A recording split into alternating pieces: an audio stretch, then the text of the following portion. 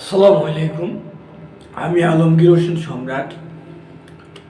বাংলাদেশ জাতীয়তাবাদী দল বিএনপির বর্তমান নেতৃত্ব কে আছে এটা বাংলাদেশের সকল মানুষ জানে।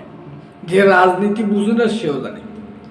তার নেতৃত্বে আছে দলটির বর্তমান ভারপ্রাপ্ত চেয়ারম্যান দেশনায়ক তারেক রহমান, তিনি আগামী দিনের বাংলাদেশের ভবিষ্যৎ প্রধানমন্ত্রী।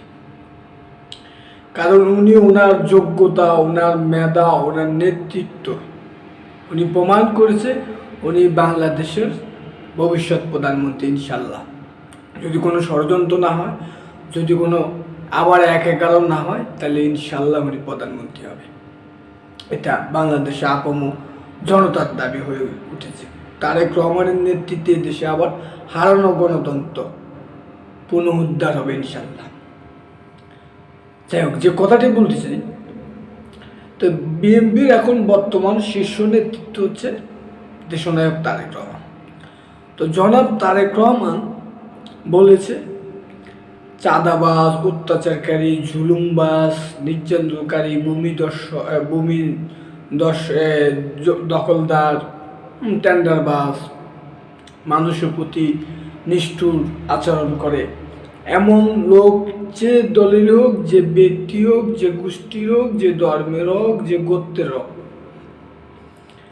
তাকে আইন শৃঙ্খলা বাহিনীর হাতে তুলে দেওয়ার জন্য বলা হয়েছে। এখন বিএনপি একটা শীর্ষ পর্যায়ে নেতৃত্ব, ওনার উপরে বর্তমান শীর্ষ নেতৃত্ব আর নাই। এখন এই কথাগুলো এই কারণে বলছি, বাংলাদেশ জাতীয়তাবাদী দলকে মিডিয়া টাইল করা হচ্ছে, সেটাও দেশনায়ক তারেক রহমান বলেছে। কারণ বাংলাদেশের সকল দলে কিন্তু অপরাধ করে, কিন্তু বড় দল হিসেবে বিএনপির নামটা বেশি হয়, আর মিডিয়াও সেটাকে বেশি টাইল করে বা সম্মুখীন করে আমাদের নেতাকর্মীদের। সো আমাদের দেশনায়ক তারেক রহমান যেহেতু বলেছেন, যে দলেরই হোক, যে ব্যক্তির হোক, যে গোষ্ঠীর হোক, এবং আবার উনি এটাও উল্লেখ করে বলেছেন, যদি বিএনপির কেউ বা বিএনপির অঙ্গ সহযোগী সংগঠনের কেউ আপনাদের কাছে জায়গা দখল করতে আসে, চাঁদাবাজি করতে আসে, হ্যাঁ, অন্যায় করতে আসে, ক্ষমতায় পদ পদবি পেয়ে পাওয়ার পর ক্ষমতা তাবেদারি দেখাতে আসে, তাদেরকে আইন শৃঙ্খলা বাহিনীর হাতে তুলে দেওয়ার কথা বলেছেন দেশনায়ক তারেক রহমান। এখানে স্পষ্ট, এই বক্তব্যের পর আমাদের দলকে দোষারোপ করা একঘষি। কারণ সর্বোচ্চ শীর্ষ স্থানীয় নেতৃত্ব থেকে যখন এই বার্তা আসে, তখন সেই দল কোনো রকমের সাথ দিচ্ছে না, কোনো অপরাধীকে প্রশ্রয় দিচ্ছে না। তো কাজী বিএনপি একটা মহাসমুদ্র, এটা বৃহত্তর গণতান্ত্রিক রাজনৈতিক দল, বাংলাদেশ ইতিহাসের সবচেয়ে জনপ্রিয় রাজনৈতিক দল। এখানে দুই একজন চাটুকার, বাটফার, দালাল আছে, এটা অস্বীকার করি না। তাদেরকে সাংগঠনিক ব্যবস্থা নেওয়া হচ্ছে এবং শীর্ষস্থানীয় নেতৃত্ব থেকে এরকম কঠোর বার্তা দেওয়া হচ্ছে, তারপরেও বিএনপিকে দোষারোপ করা আমি মনে করি সমুচিত না।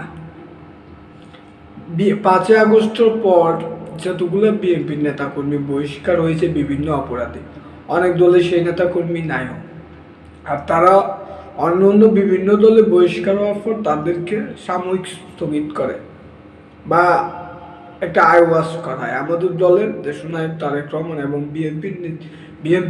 বিএনপির অঙ্গ সহযোগী সংগঠনে একবার বহিষ্কার হয়ে গেলে আর তাকে দলে তো ফিরানোর দূরে থাক, তাকে ফিরানোর নামও থাকে না। কাজে আমাদেরকে দোষারোপ না করে সুন্দর বাংলাদেশ করতে, আগামীর বাংলাদেশ হবে তারুণ্যের বাংলাদেশ, আগামীর বাংলাদেশ হবে দেশনায়ক তারেক রহমানের নেতৃত্বের বাংলাদেশ। আর সে বাংলাদেশে অংশীদার হবে দেশের আপম জনতা।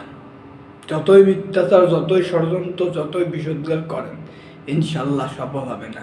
দেশনায়ক তারেক রহমানের নেতৃত্বের কাছে এই বাংলাদেশে বর্তমানে কোনো নেতৃত্ব আর নেই, তিনি সেটা প্রমাণ করেছে দেশের মানুষের কাছে। আর দেশনায়ক তারেক রহমান ইতিমধ্যে একটি মানবিক নেতা হিসাবে নিজেকে প্রতিষ্ঠিত করেছে। কাজেই ষড়যন্ত্রকারীরা ষড়যন্ত্র করতে থাকেন, আর দেশের মানুষ তারেক রহমানের পক্ষে এবং বিএনপির পক্ষে আছে ইনশাল্লাহ। কাজেই ষড়যন্ত্র করে কোনো সফলতা পাওয়া যাবে না। কারণ যে দলের সাথে দেশের মানুষ, যে দলের নেতার সাথে দেশের মানুষ আর অগণিত লক্ষ লক্ষ কর্মীরা আছে, ইনশাল্লাহ সকল ষড়যন্ত্র বেঁচতে যাবে আগামীর ভবিষ্যৎ প্রধানমন্ত্রী দেশনায়ক তারেক রহমান, ইনশাল্লাহ ইনশাল্লাহ। আল্লাহ হাফেজ।